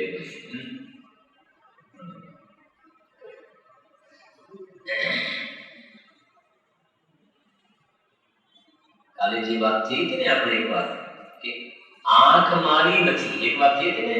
બીજી શું વાત કરી હતી? આંખથી જ્ઞાન થતું નથી. અને ત્રીજી વાત પછી આંખ મારી નથી, આંખથી જ્ઞાન થતું નથી, અને જે જ્ઞાનમાં આંખ નિમિત્ત બને છે એ જ્ઞાન પણ મારું નથી. અને જે જ્ઞાનમાં આંખ નિમિત્ત બને છે જ્ઞાન પણ મારું નથી, તો એ જ્ઞાન આત્માની પર્યાય છે. પણ એ પરનું લક્ષ્ય કરતી ઉત્પન્ન થતી પર્યાય છે. આત્માનું લક્ષ્ય કરીને ઉત્પન્ન થતી પર્યાય નથી, પરનું લક્ષ્ય કરીને ઉત્પન્ન થતી પર્યાય છે. અને પરનું લક્ષ્ય કરીને ઉત્પન્ન થતી પર્યાય છે ઇન્દ્રિયોનો સંબંધ કરીને ઉત્પન્ન થાય છે. તો જરા સમજો, બરાબર ધ્યાનથી સમજો. પરનું લક્ષ્ય કરીને ઉત્પન્ન થતી જે પર્યાય છે ને ઇન્દ્રિય જ્ઞાન છે. અને એવી જ રીતે જ્ઞાનની પર્યાય સ્વનું લક્ષ્ય કરતી ઉત્પન્ન થઈ, સ્વનું લક્ષ્ય કરતી ઉત્પન્ન થઈ, તે અતિન્દ્રિય જ્ઞાન છે. અતિન્દ્રિય જ્ઞાન. હવે વાત સમજવાની છે કે ઇન્દ્રિય જ્ઞાન છે ને એ તો આત્માથી સર્વથા ભિન્ન છે. અને અતિન્દ્રિય જ્ઞાન છે ને એ કથનચિત ભેદ રૂપ છે, કથનચિત અભેદ છે. અતિન્દ્રિય જ્ઞાનમાં અતિન્દ્રિય જ્ઞાન કથનચિત ભેદ રૂપ, કથનચિત કોઈ અપેક્ષાએ ભિન્ન છે. અતિન્દ્રિય જ્ઞાન કોઈ અપેક્ષાએ ભિન્ન રૂપ છે. કેમ? કેમ કે અતિન્દ્રિય જ્ઞાન છે તો એક સમયની પર્યાય, અને હું તો ત્રિકાલી છું, તો અતિન્દ્રિય જ્ઞાન એક સમયની પર્યાય છે ને, ભલે અતિન્દ્રિય છે પણ એક સમયની પર્યાય છે, એ અપેક્ષાએ ભિન્ન છે. પણ એ એક સમયની પર્યાય હોવા છતાં એ અભેદ આત્માનું લક્ષ્ય કરતી ઉત્પન્ન થઈ છે ને, માટે અભેદ છે. એટલે કથનચિત ભિન્ન છે, કથનચિત અભિન્ન છે. અતિન્દ્રિય જ્ઞાન અને ઇન્દ્રિય જ્ઞાન એ પરનું લક્ષ્ય કરતું ઉત્પન્ન થાય છે ને. ખ્યાલ આવે છે કે નહીં? એ તો કહે છે આમે એક સમયની પર્યાય, એ અપેક્ષા ભિન્ન છે. અને આત્માનો અભેદ થતી નથી એ અપેક્ષાએ પણ ભિન્ન છે. એટલે એ બંને રીતે સર્વથા ભિન્ન કહેવામાં આવે છે. એવી રીતે સમજો જરા જે આ યોગને ઉપયોગ કહ્યા ને, યોગને મારે બતાવું છે. યોગને ઉપયોગ યોગને ઉપયોગ જે રાગાદી વિકારી ભાવ છે ને એ કહે છે અધ્યાત્મમાં એને આત્માથી સર્વથા જુદા થયા. એટલે આત્માની નાત જાત સાથેનો કોઈ મેળ ખાતો નથી. ન એમાં આત્માનો અંશ છે ન એમાં આત્માનો વંશ છે. આત્માથી ભિન્ન છે, સર્વથા ભિન્ન છે. અને જે સંકીર્તિ જ્ઞાનનો કરતા કહ્યો ને, યોગ અને ઉપયોગ સંબંધનું જે જ્ઞાન થયું એ જ્ઞાનનો કરતા કહ્યું ને, એ જ્ઞાનનો કરતા કહ્યું એ જ્ઞાનને આત્માથી અભિન્ન એ કથનચિત અભિન્ન પણ કહેવામાં આવે છે. એ વિતરાગી પર્યાય સમ્યક જ્ઞાનની પર્યાય થઈને એને આત્માથી કથનચિત અભિન્ન પણ કહેવામાં આવે છે. કેમ કે આત્માની જાતની સાથેનો મેળ છે. કથનચિત અભિન્ન કહ્યું, સર્વથા નહીં. કેમ કે છે પાછી એક સમયની, એટલા માટે ભિન્ન છે કથનચિત. સમજાય છે વિપુલભાઈ? હા, કથનચિત ભિન્ન કેમ કહ્યું? કોઈ અપેક્ષા અલગ કેમ કહ્યું? નિર્મળ હોવા છતાં ભિન્ન કેમ કહ્યું? કેમ કે જે દ્રવ્ય છે જેનું અવલંબન લેવામાં આવે છે ત્રિકાળ રહેવા વાળું છે, અને જેનું અવલંબન લઈને પર્યાય નિર્મળ થઈ છે તે એક સમયની છે. એ અપેક્ષા ભિન્ન છે. અને કઈ અપેક્ષા ભિન્ન છે કે એક પર્યાય દ્રવ્યનું લક્ષ્ય કરતી ઉત્પન્ન થઈ છે ને, એ દ્રવ્યમાં સમર્પિત થઈ છે. એ અપેક્ષા એક પર્યાય દ્રવ્યમાં કેવી છે? અભિન્ન. અભિન્ન એટલે અભેદ છે. એ જાતની છે. દ્રવ્યમાં જેવો આનંદ છે એવો પર્યાયમાં આનંદની કણિકા છે. એ જાતની એટલે અભેદ છે. અને જે રાગાદી વિકારી ભાવ પણ પોતાની પર્યાયમાં છે. યોગને ઉપયોગ પણ પોતાની પર્યાય છે. પણ એ કહે છે એ તો છે એક સમયના, એ અપેક્ષા પણ અલગ છે. અને રાગાદી વિકારી ભાવ એ દ્રવ્યની જાતના પણ નથી. ખ્યાલ આવે છે કે નહીં? એ દ્રવ્ય સાથે અભેદવાળા નથી. એની જાત અલગ છે, દુઃખદાયક છે, માટે પણ ભિન્ન છે. એટલે સંકીર્તિ જીવ એના કરતા ભોગતા થતા. છે તમારી પાસે કાઢો જરા. નિમિત્ત કીધા તો હા, અને નિમિત્ત કીધા તો પછી કોને? રાગાદી ભાવને.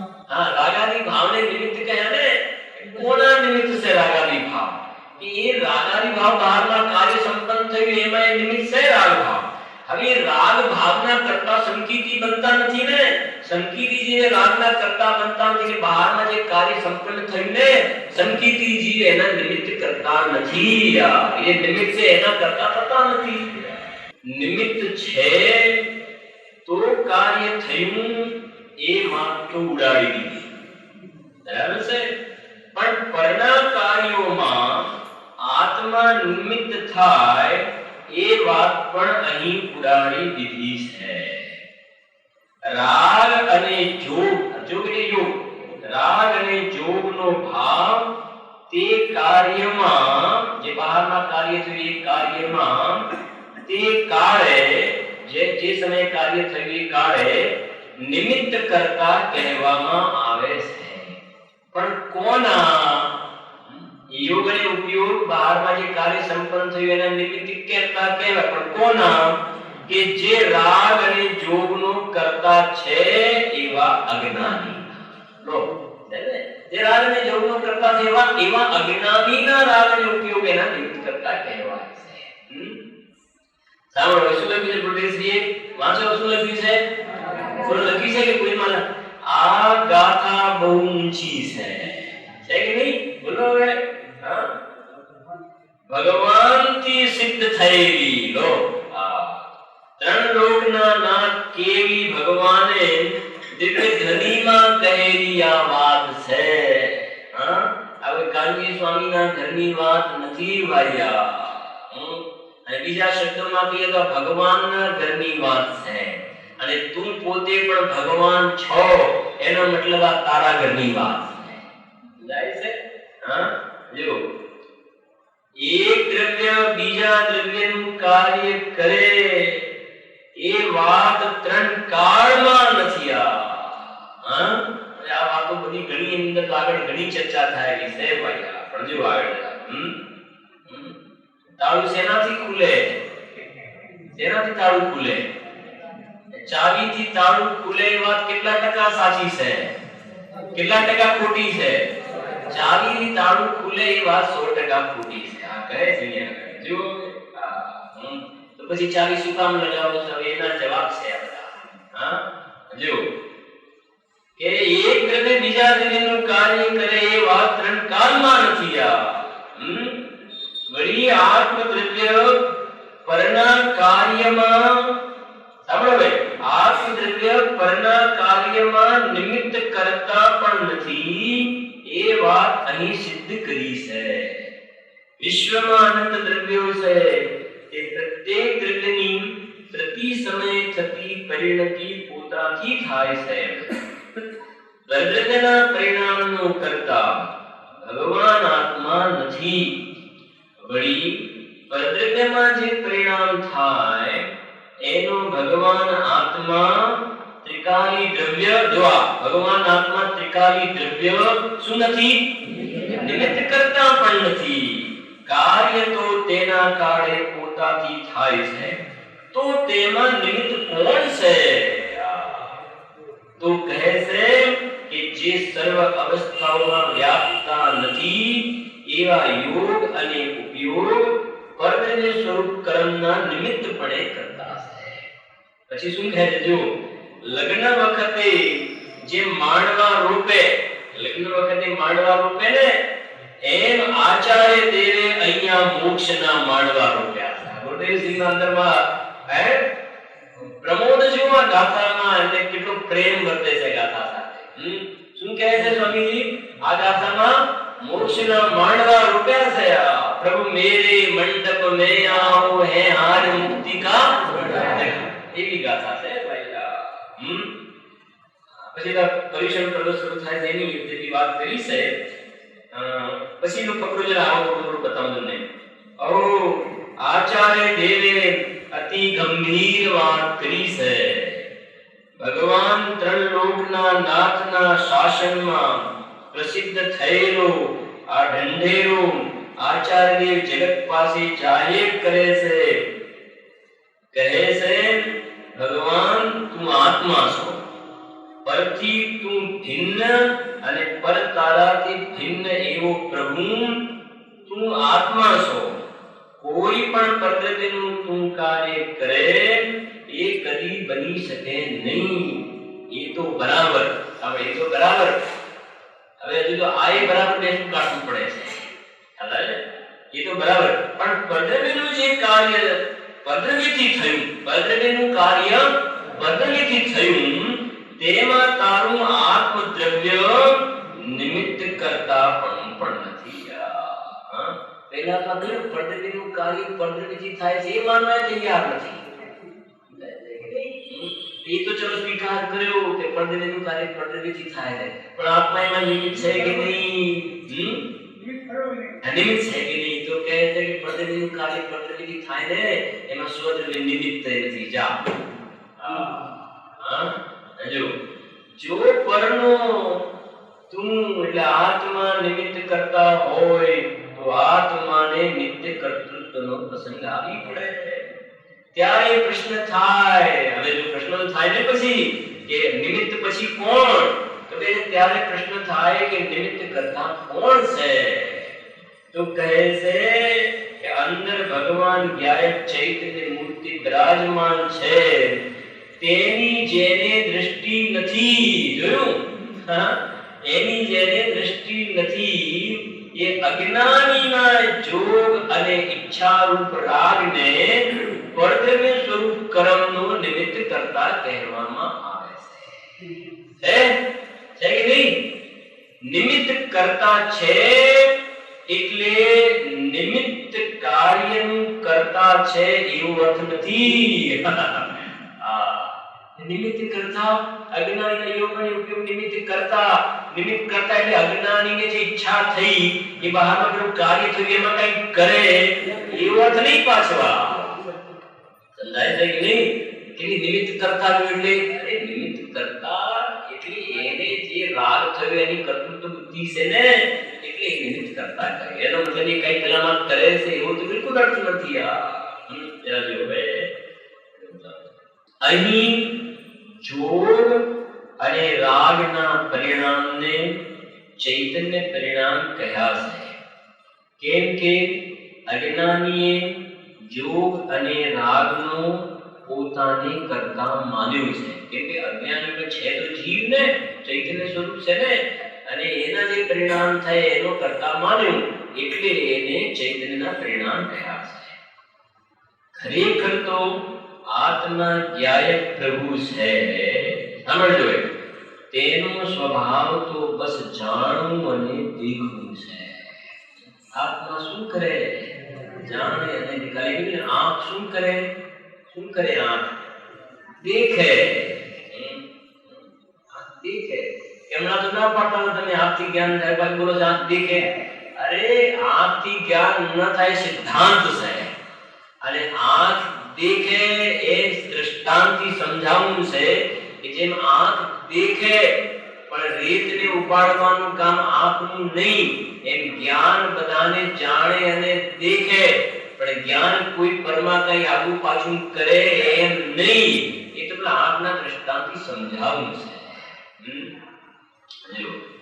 તેનો સ્વભાવ તો બસ જાણવું અને દેખવું છે તે જાણવા દેખવાનું કાર્ય તો પોતાથી થાય છે જાણવા દેખવાનું કાર્ય શેનાથી થાય છે પોતાથી થાય છે ત્યાં જાણવા દેખવાના પરિણામનું કરતા जीव से एम कहूं ये उपचार लो આવ્યું ને હા આ જાણવા દેખવાનો જે સ્વભાવ છે એ ઉપર પરિણામ છે એ પણ શું છે ઉપચાર છે કેમ કે જાણવા દેખવાનું કાર્ય થયું ને અને આત્મા જ્ઞાય તો અકર્તા છે એ તો અકર્તા છે અક્રિય છે નિષ્ક્રિય છે એ અકર્તાને કરતા બતાવ્યો ને કે જાણવા દેખવાની ક્રિયાનો કરતા તો અકર્તાને કરતા બતાવ્યો એટલે ઉપચાર થઈ ગયો સમજાય છે અને અકર્તાને કરતા કોનો બતાવ્યો જાણવા દેખવાની ક્રિયાનો કરતા એ શા માટે બતાવવો પડે જાણવા દેખવાની ક્રિયાનો કરતા પેલો રાગનો કરતા માનતો હતો ને એટલે એને બતાવ્યું કે રાગનો કરતા નહીં જાનન ક્રિયાનો કરતા છે स्वभावभूत क्रियाનો કરતા છે ગાથા નંબર 69 માં આવ્યું ને એક સ્વભાવભૂત ક્રિયા છે અને બીજી પ્રભાવભૂત ક્રિયા છે કે નહીં તો એ કહે છે પ્રભાવભૂત ક્રિયાના નિષેધ માટે સ્વભાવભૂત ક્રિયાનો કરતા કહ્યો પણ જ્યારે ધ્યાનનું ધ્યેય બતાવવું હોય સમ્યક દર્શનનો વિષય બતાવવો હોય એ વખતે એમ કહેવામાં આવશે કે આ જે સ્વભાવભૂત ક્રિયા છે ને એ સ્વભાવભૂત ક્રિયા એ જાનન ક્રિયા એ પણ પરિણામ છે અને પરિણામ માત્ર અભૂતા છે દૃષ્ટિના વિષય સમજાય છે નિર્મલ પર્યાયને પણ શુદ્ધ પર્યાયને પણ બહિતત્વ કહેવામાં આવશે દૃષ્ટિના વિષયમાં ત્યાં જાણવા દેખવાના પરિણામનો કરતા જીવ છે એમ કહેવું ઉપચાર છે કેમ કે ખરેખર તો જાણવા દેખવાનું કાર્ય પર્યાયથી થાય ત્યારે જો તો ખરા જાણવા દેખવાનું કાર્ય શેનાથી થાય છે પર્યાયથી થાય છે દ્રવ્યમાં તો જાણવા દેખવાની શક્તિ છે વાત સમજણ પડે છે દ્રવ્યમાં જાણવા દેખવાની શું છે શક્તિ છે અને જાણવા દેખવાનું કાર્ય સેવા થાય છે અરે આ થોડું જરા જો તમને આપણે આવો છે ને શું કહેવાય દિવાસ કેવો છે ને દિવાસ મેચ બોક્સમાં આમ કરીએ છે ને તો આમ કરીએ છે તો અગ્નિ પ્રગટ થાય છે કે નથી થતી અગ્નિ પ્રગટ થાય છે ને અગ્નિ પ્રગટ હવે જે દિવાસની ઉપર જે ટોપકું છે ને એની ઉપર એને આમ ખોલીને આમ ખોતરીએ તેમાંથી અગ્નિ નીકળે કે ના નીકળે કેમ ના નીકળે બોલો હવે કે તમે એમાંથી નીકળે છે ને આમ તો આમ ખોતરી નીકળતી કેમ નથી કે એમાં અગ્નિ પ્રગટ થવાની શક્તિ છે સમજણ પડે છે ખ્યાલ આવે છે અગ્નિ પ્રગટ થવાની એમાં શું છે શક્તિ છે એ અગ્નિ પ્રગટ થવાની એમાં શક્તિ છે અને આમ ઘસ્યું ને તો પર્યાયમાં એ શક્તિ શું થઈ વ્યક્ત થઈ એ જે અગ્નિ પ્રગટ થઈ એ તો વ્યક્ત છે પણ એ વ્યક્ત પણ ક્યારે થાય અગ્નિ વ્યક્ત ક્યારે થાય અંદરમાં શક્તિ છે ને શક્તિ હોય તો વ્યક્ત થાય ખ્યાલ આવે છે કે નહીં હા શક્તિ જ ના હોય તો વ્યક્ત ક્યાં થશે તો પહેલા નંબરમાં આપણે આમ ઘસીએ છે તો એની અંદરમાં અગ્નિ પ્રગટ થવાની શક્તિનો શું છે આપણને વિશ્વાસ એટલે ઘસીએ છે આ કાનમાં રૂપ આવે ને સળી આવે છે ને એ શું કહે છે એને બર્ડ પડે છે ને બર્ડ હા એ આમાં રૂ લગાડેલી હોય છે આમાં હવે એ જે બર્ડ છે એને મેચ બોક્સ ઉપર ઘસવામાં આવે તો કે પેલું ઘસો કે આ ઘસો શું વાંધો છે બોલો હવે શું વાંધો આવે અગ્નિ પ્રગટ થાય કે ના કેમ ના થાય કે એ જે રૂ છે ને એમાં અગ્નિ પ્રગટ થવાની શક્તિ નથી તો વ્યક્ત પણ ક્યાં થાય તો મારે કેવું છે કિંમત શક્તિની છે કે વ્યક્તિની છે કિંમત શક્તિની છે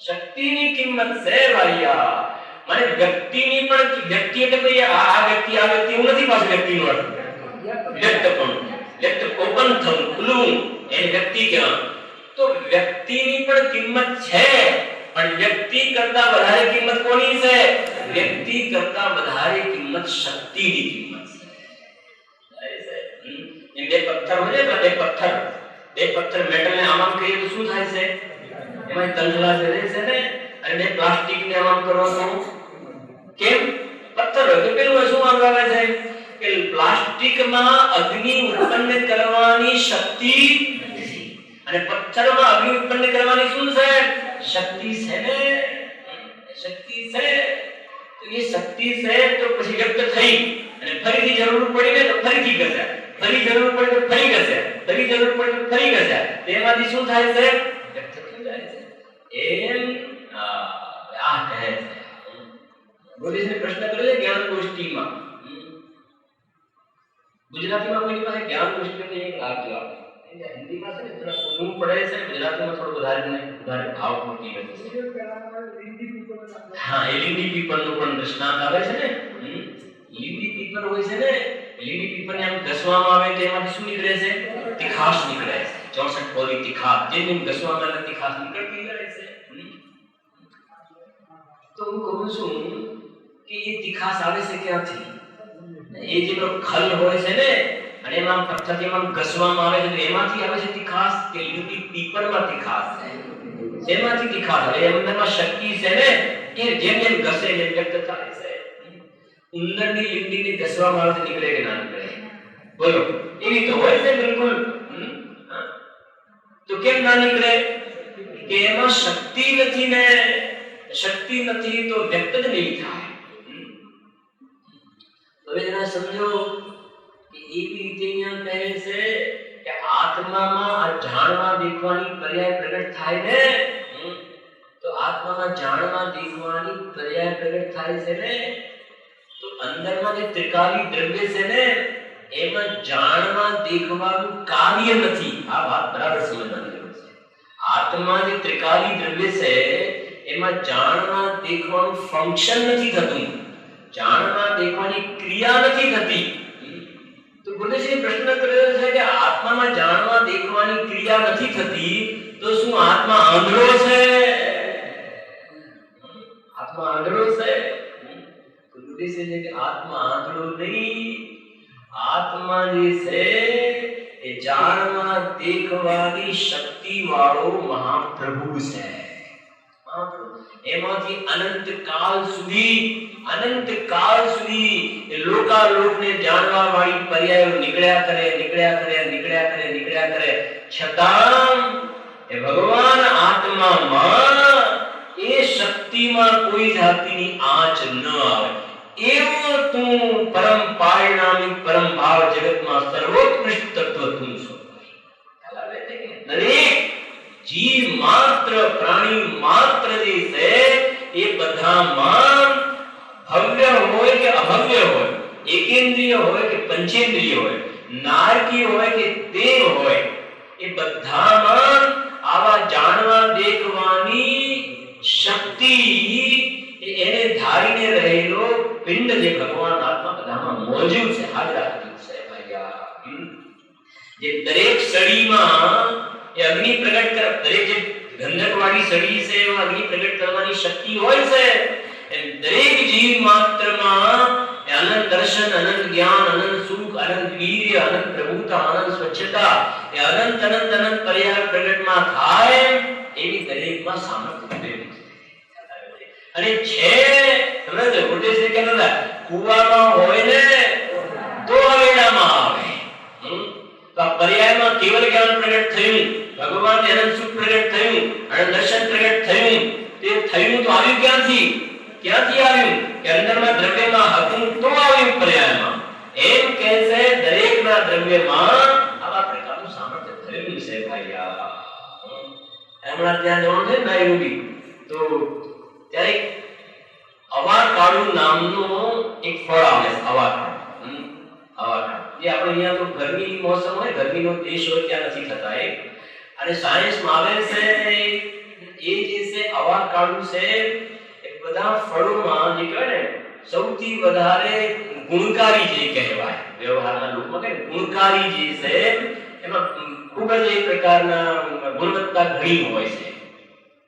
લગભગ સમજો મોટા ભાગના પ્રવચનમાં મેં તેના અવાકાડુ યાદ કર્યું તો બધાને એમ પણ છે કે તમારો અવાકાડુ યાદ રહી જશે. તો એ અવાકાડુ જે હોય છે ને એ સ્વાદ એનો સારો ન લાગે, સ્વાદ સારો ન લાગે, ગુણો બહુ જ હોય એમાં. હવે એને ખાવા માટે શું કરવું પડે કે એની ઉપર મરી હોય ને, કાળા મરી, એ મરી અને મીઠું અને લીંબુ, મીઠું કદાચ ભભરાવે, મરી ને લીંબુ ઉપર ભભરાવી નીચોવી અને પછી એને બધા ખાય. ગુરુદેવસિંહ પણ જ્યારે ગયા ને ત્યાં રોકાયા, તેની તબિયત થોડી બરાબર નહોતી, એ વખતે એ બધા કહે ને એ ગુરુદેવસિંહને અવાકાડુ બરાબર એને લીધા તો પછી એને નિમિત્ત સંબંધ છે. તો પછી હું કહેતો હતો ત્યાં આગળ કે આ તમારા જે તમે બધા અવાકાડુના બધા વખાણ કરો છો ને, કે અવાકાડુમાં આવા ગુણ છે, આવા ગુણ છે, આવા ગુણ છે, આવા ગુણ છે, આ ભગવાન આત્મા ચૈતન્ય અવાકાડુ છે. અને તમારા જે અવાકાડુ છે ને એમાં બધા વિટામિન્સ જે કહેવાય ને, vitamin A, B, C, D જે કાંઈ હોય ને એ બધા તત્વોથી ભરપૂર છે, પણ સ્વાદ એનો સારો નથી. એમાં તો ભભરાવીને કરવું પડે. જ્યારે ચૈતન્ય નામનું જે અવાકાડુ છે ને